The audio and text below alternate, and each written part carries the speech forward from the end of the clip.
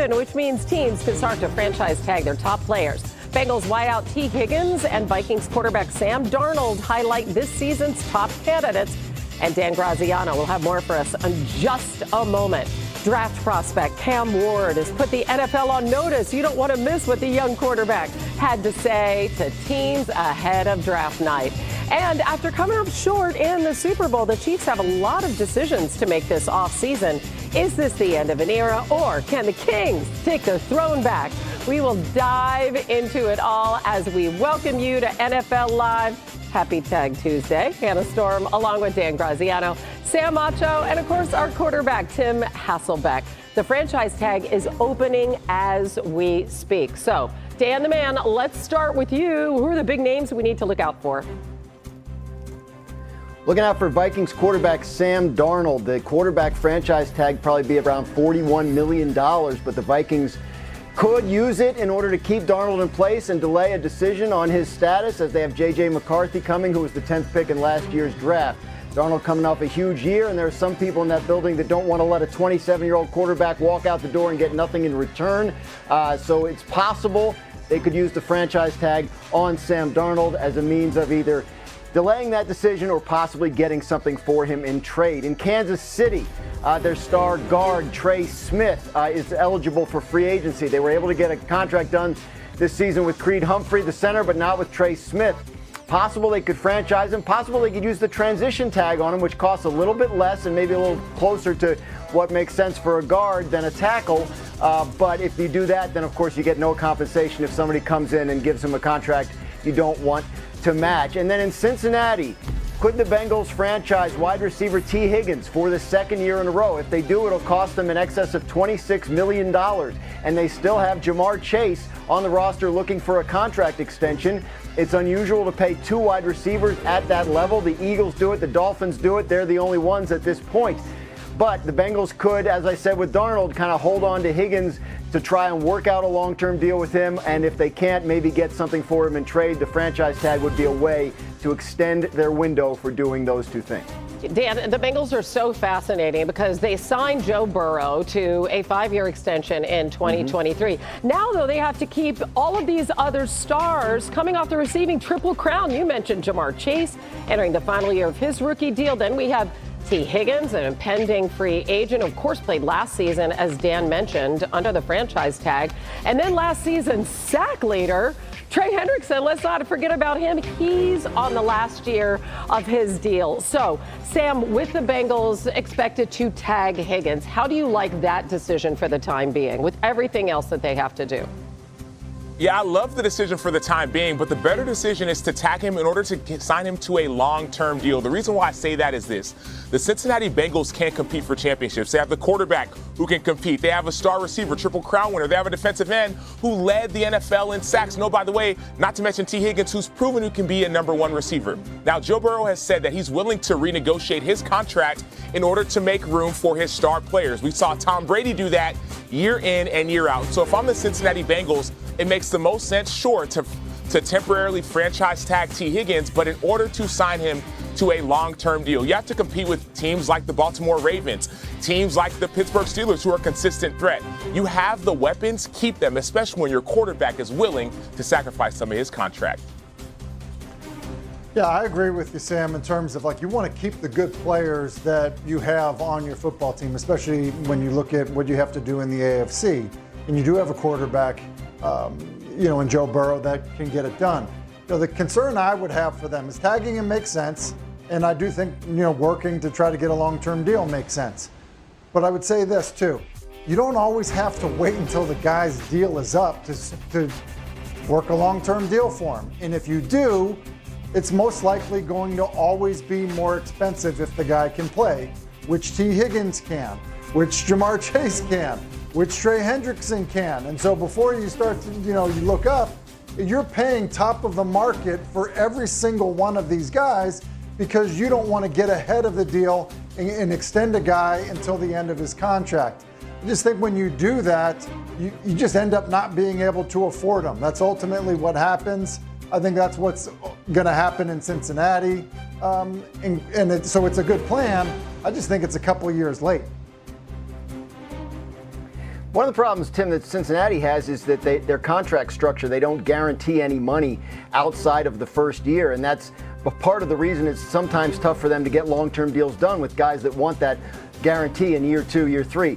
Trey Hendrickson is another guy to watch, a defensive end that just led the league in sacks. He wasn't happy with his contract last offseason, didn't get the extension he was looking for. He has 1 year left on his deal, and he's probably going to be looking for, not probably, he's certainly going to be looking for a big money extension that pays him commensurate with a guy who leads the league in sacks. So the Bengals have issues on defense. They have a new defensive coordinator coming in, a new system to install.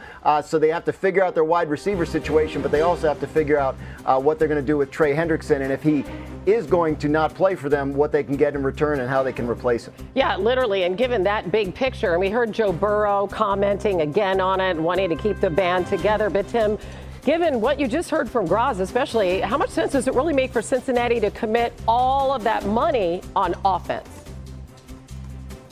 Well, look, I think it's smart. Just look at what happened in the Super Bowl. If you're good on the offense and defensive line, you can beat teams that, have good quarterbacks and good perimeter players. So it's not smart to build a 7-on-7 team when you have to play actual football. And so I do think allocating the money, not just, so heavy at quarterback and wide receiver, is smart. I want to just touch on something that Dan said that I think, is really important. T. Higgins gets franchised. He's talking about the guarantee on a 1-year deal. He's going to get $26 million if he signs the franchise tag. Then he would be a free agent. Yep. So, just for perspective, if you're T. Higgins, there's no shot that you're ever signing a contract extension that is not giving you probably around $60 million guaranteed over the first 2 years. And then after 2 years, you'd be a free agent, or you would want a third year onto that. So most guys that are looking for the money over a 3-year span, if you're T. Higgins with receivers making around $30 million a year, T. Higgins is going to want $90 million over the next 3 years, somewhere in that ballpark. Oh, by the way, Jamar Chase wants to reset the wide receiver market and should. So the idea of not guaranteeing money, beyond year one, look, you're never going to be successful, and you're never going to be able to keep your own guys if you don't get ahead of it early. Yeah, I hear what you're saying, but the issue is this. When you have a team that is ready to compete, you're not wasting. Some teams just got to sign guys just to meet some of those salary cap minimums, right? That 90% and up to 110%. You have to meet that. But this is not a team that's trying to meet a minimum. This is a team that's trying to compete for championships. And so, yes, number one, you have to sign your Triple Crown winner, 100%.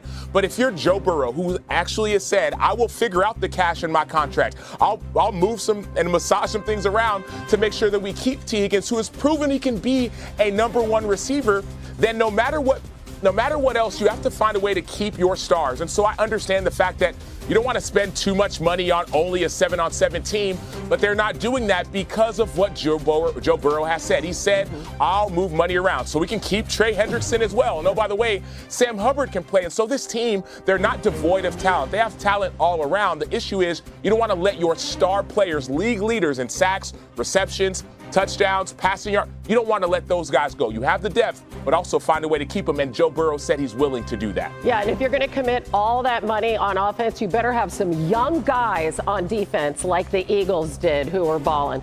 All right, we're just getting started on NFL, but we all know what happened there. Time to read and react to some news around the league, starting in Detroit, where new offensive coordinator John Morton was asked about his familiarity with Jared Goff from his time with the Lions back in 2022. I think it's big because it all starts with the quarterback, right? So just kind of knowing him, and then when I was here, I was in the quarterback room. And so I have a feel what he likes, what he doesn't. And that's important as a play caller. And then we'll continue here when the players come back and stuff. So I'll get to know more about him and the plays and stuff that he really likes a lot and what they've been doing good here. All right, back with our quarterback, Tim Hasselbeck. How important is it that Jared Goff now has a familiar face? I think it's really important. And I think it's also just as important, if not more important, that that play caller who knows Jared Goff, has spent time with them, understands it's not how much he likes something, and a concept, an idea, a play, but it's how much the guy who's actually on the field doing it likes it. That's important. It seems simple, but sometimes that gets lost. And so I think in some ways it's refreshing to hear. I think it means that, we'll probably continue to see Detroit. It's got a lot of talent, do well on that side of the ball with Jared Goff, who certainly has played extremely well the past few years. Yeah, it really should help mitigate some of that adjustment of losing Ben Johnson. All right, now to Dallas, where Micah Parsons had this to say about entering into another season with a new defensive coordinator in Matt Eberflus. And he said, and I quote, it's just learning a new system and getting another coach's adjustments to how I like to play and what I like to do and implicate me. Obviously, it's challenging with the third defensive coordinator, and another change is obviously not the greatest thing in the world, but that's a part of being pro. You've got to make adjustments. I don't know about the implicating part, but Sam, Dan Quinn, Mike Zimmer, now Eberflus. Can you just put it into perspective? How big of an adjustment will this be for Micah? It won't be that big of an adjustment. I understand it's a new defensive coordinator, but the harder adjustment is what Micah Parsons had to do earlier in his career. He was on the ball. He was off the ball. He was rushing the quarterback. He was dropping in coverage. With Matt Eberflus, runs more of a 4-3 system and structure, ideally you'd have Micah Parsons on the edge rushing the quarterback. And so I get it. It's a new defensive coordinator, but the adjustment shouldn't be as hard because Micah Parsons already has done the hard things. Inside, outside, on ball, off ball. Now just let him go hunt. Right, so more of a clear role rather than moving him all over the field. That makes total sense. Sam, let's go to San Francisco, where tight end George Kittle was asked about the Niners Super Bowl window and whether it's closed or not. Here's what he said. I just feel like at any moment you could kick a window wide open. Like, that's how I feel. Sure, you need good players on your team. Yeah, but, you can find good players anywhere. And when you still have Nick Bosa under contract, Fred Warner under contract, Christian McCaffrey under contract, Trent Williams, there's still plenty of talent on this roster. I guess the faith is that John Lynch somehow is going to work this out, as he has. They've been very consistent in that regard, Dan. What do you think their top priority is to keep that Super Bowl window open? Well, Hannah, their quarterback, Brock Purdy, is eligible for an extension for the first time this offseason, and they'll work on getting that extension done. Purdy's been the biggest bargain in the league as the final pick of the draft 3 years ago, but now he should get paid like one of the top quarterbacks, and that'll affect their budget moving forward. You'll see them make decisions on guys like Trent Williams, right, who's getting older and whose contract is big. We'll see how long those guys can stick around. Deebo Samuel, one of their star wide receivers, they've given him permission to seek a trade, but probably they end up releasing him because it's a lot more impactful on their cap this year if they were to trade him than to release him. So there will be some turnover, but as Kittle said, the window should stay open as long as they have good players. I'm surprised George Kittle is a guy that would kick open a window. That never occurred to me before. Oh, come on. The 49ers' priority this season will be signing Purdy to an extension. They currently have $25.6 million in projected cap space. They hold the 11th pick in the NFL draft, and they have some key defensive pieces who are entering free agency: Dre Greenlaw, Charvarius Ward, Taloa Hufanga, and also Jordan Mason, a restricted free agent. He filled in really well for Christian McCaffrey when he was injured, but of course McCaffrey really an irreplaceable talent. So Tim, Brock Purdy said he doesn't want any drama. He wants to be in camp. He wants to get this resolved. How big of an impact will his contract situation and the number beside it have on this team? Yeah. Look, it'll be significant because, look, they've basically been paying nothing for a quarterback because of the contract that Purdy was on. So, look, it'll change things. At the same time, I think if you just look at the scenario and you think, look, they want Brock Purdy. Brock Purdy wants to be there. I actually don't think there would be some crazy free agent market, for Purdy. It's never going to get to that point anyway. So I think he's going to get paid like a starter. But this idea that he's going to reset the quarterback market, I actually don't believe that that's going to happen for Purdy. I think the team in some ways will take advantage of him because he basically hasn't made any money yet, and we'll get him under contract. And then at that point, I think what will happen is, look, they'll be operating just like most teams in the NFL are operating, and George Kittle's correct. There are other good players that are currently under contract in San Francisco, and I actually think the Niners end up being in pretty good shape. Wow, but you think Brock Purdy might take a bit of a hometown discount. That's very interesting. I do want to move to the other side of the ball because when the Niners have been good, Sam, it's been that dominant defense. They have to get back to that identity. What should they be focused on? Well, they should be focused on re-signing some of their free agents. We talked about Dre Greenlaw, who's an upcoming free agent. Talked about Hargrave on the inside, who's a free agent. Charvarius Ward, free agent. There are so many holes that are impending holes in this defense. And I get it. It's not the same defense that it was when DeMeco Ryans was the DC, even when Robert Saleh was the DC way back when. I get it. Saleh is back. But you need to get those weapons. Even Hufanga at safety, he's a free agent. And so you either need to re-sign some of these players and or restock in the draft. The great thing about San Francisco defensively is that there's so much talent. But oftentimes that talent, like we see on the offensive side, they're staying, at least they're under contract. The defensive side is starting to be outside of the contract. And so get these guys back under contract. Get Greenlaw signed or replace them quickly. Yeah, I mean, their defense allowed their most points per game since 2018 when they finished 4-12. Their defense is a huge reason why they went to 4 conference championship games in 6 years. This year, this team has had to battle through so much. This team has had to fight. This team has had to persevere. And there's been a ton of successes and built off of approval. You can't lose if you don't quit.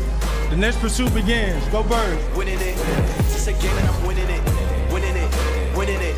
And Jalen Hurts taught me how to have a purpose where someone had an opinion. It's been nothing but love the past 12 years, and I'm looking forward to many more years to come. Sunday was amazing. You get time to reflect on it. You get a little greedy. You start thinking about the future. But stuff like this, live in the moment. What an epic scene at that parade on Friday. The Super Bowl champs, they also have some notable free agents this offseason, especially on defense. The longest tenured Eagle, Brandon Graham, set for free agency, along with linebackers Josh Sweat and Zach Bond. Sweat tallying 2.5 sacks in the Super Bowl. Bond was a Defensive Player of the Year finalist. Milton Williams, Mekhi Becton, who was a great pickup also. They are free agents, both instrumental in the playoff run. So let's get back to the fellows. Graz, what can you tell us about the Eagles and the free agents that they plan to prioritize this offseason? Yeah, look, a lot comes down to what these guys are looking for, but Zach Bond, the linebacker they plucked off the Saints practice squad last year for $3.5 million, will be looking for a big payday. That's not a position where guys tend to break the bank, so you got to figure that might be a deal that the Eagles believe that they can work out. Milton Williams and Josh Sweat on the defensive line are two guys that they would probably like to have back, but it's possible that they won't be able to afford them given what they'll command on the free agent market. That's why they've been drafting a lot of guys at those positions the last couple of years in the draft. And then you saw Mekhi Becton on the offensive line as another guy, much like Bond, that they got on the cheap and probably will cost more. So it remains to be seen whether they can afford to bring him back or if they have to go find next year's Mekhi Becton. Yeah, when I think about what's most important, I think keeping Mekhi Becton is most important because of what they do on the offensive side of the ball. But now when it comes to the defense, you cannot keep everybody, right? And so, Mekhi Becton I think is a priority. When it comes to Josh Sweat, you want to try and get him, but they're edge rushers in the draft. Then I go to Zach Bond. Zach Bond had an outstanding year, but you got him for $3.5 million. He's going to command, 14, 15. Highest paid inside linebackers are $20 million.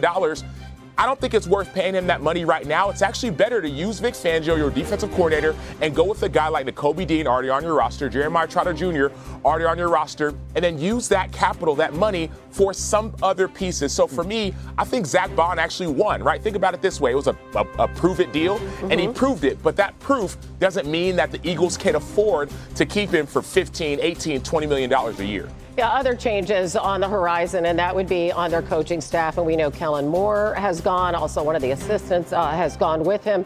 So we were counting, Tim, offensive coordinators that Jalen Hurts has had, play callers. Since he's been in the NFL, 6. This is going to be his 6th different play caller. How big of a deal is this? It's a really big deal. And Hannah, I think, it goes to show you how impressive what Jalen Hurts has accomplished considering that number. That's not easy. Typically, consistency is usually what's helps breed quarterback success. So I would say, look, it's a big deal. What they did this year with 2 new coordinators, I would say, is somewhat remarkable. So to go through it once again is a challenge. And I would say this, Kellen Moore, I think, improved as the season went along as he got to understand and learn who Philadelphia was on offense, what his quarterback was good at doing, how he had to manage his receivers and keep them involved. and yet at the same time how he had to stay patient with a run game, which is easily the best run game in the National Football League. So, I think that's important going forward. They are a unique offense because, look, this is a passing league, and they were just as likely to have a 62-yard explosive play for a touchdown, handing the ball off running inside zone as they were calling a pass play. Like that is unique, and I think that takes some adjusting and awareness about who you actually are as an offense. That's why it'll be interesting to see what they do to replace Kellen Moore. They're just sort of digging in on that this week now that the parade and everything is over. They have to interview external candidates, and they will. But a couple guys to watch on the staff, Kevin Patullo and Jamal Singleton. These are guys that could conceivably, if they were elevated to that role, establish that kind of continuity that you're talking about, maybe keep things going with Saquon Barkley and that offense as good as it was this year.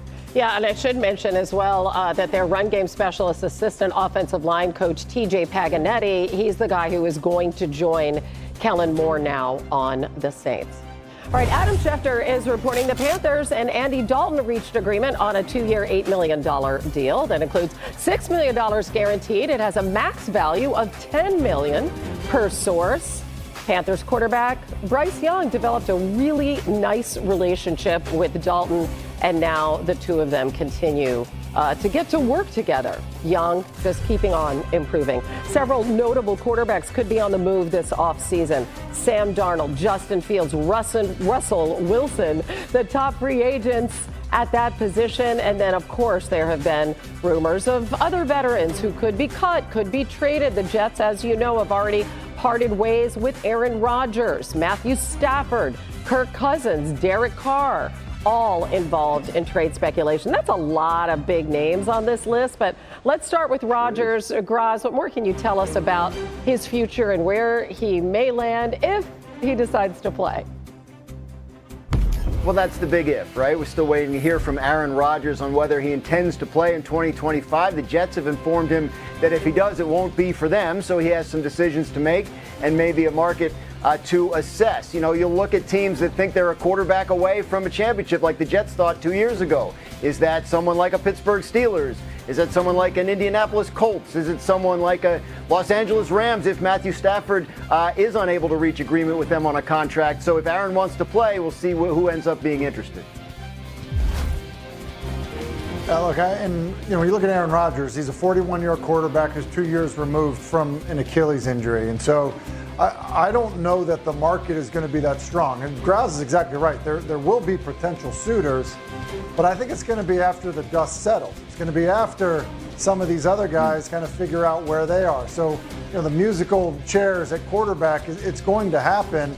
I think it's going to be Aaron Rodgers' role to sit, wait, and then assess it afterwards to figure out the landing spot. Justin Fields, one of the two Pittsburgh quarterbacks, along with Russell Wilson, that'll hit free agency this offseason. Fields is a guy that the Steelers coaching staff really liked when he started the first 6 games for them last year. They moved to Wilson thinking it would elevate the ceiling, and of course they made the playoffs but lost in the first round, so they have a decision to make. There's some support in that building for the idea of bringing back Justin Fields, but it's also possible they look at external options, and that means he would have to do the same. Yeah, I think an external option is a better option because Justin Fields and Russell Wilson, that experiment did not work last season. And so I think the best opportunity for Justin Fields is to go to a place like New York where he has an opportunity to, yes, compete for a starting spot, but also with a really good defense. I think that if I'm the Pittsburgh Steelers, I've already seen what I've seen with Justin Fields. Let me go and get an external candidate. Maybe it's a guy like Matthew Stafford via trade, but I think that Justin Fields needs to have a new opportunity in a new city. We talked about Sam Darnold earlier in the show. Interesting to see what the Vikings do with him. Vikings made an interesting procedural move just a few minutes ago. They pushed back the void date on cornerback Byron Murphy's contract. It was supposed to void 23 days before the start of the league year, which is right around now. Now it doesn't void until right before the start of the league year. This is interesting because it means they cannot franchise Byron Murphy, and the fact they did not do the same thing with Darnold's contract means they still can franchise Sam Darnold. And Sam Darnold is just 27 years old. I think the Vikings would be wise to build around Sam Darnold, no matter what you thought of J.J. McCarthy. And clearly they loved him. They drafted him super high. you still don't know if someone can play until they actually do it. And I think with Sam Darnold, he can be the future there. We're not talking about a 34-year-old quarterback. We're talking about a young quarterback that came into the league before he was old enough to buy a beer. Like, the reality is he's still an ascending player. He fits in what they're doing there in Minnesota. He can play well in that system with that supporting cast. Like, I think you take what you know will work in Minnesota. Plus, Darnold also knows that he can't go back to the Jets. There are some teams that he's just not a fit for that are quarterback needy. And I think that will also work in the Vikings' favor. Yeah, people do forget. It feels like he's been around for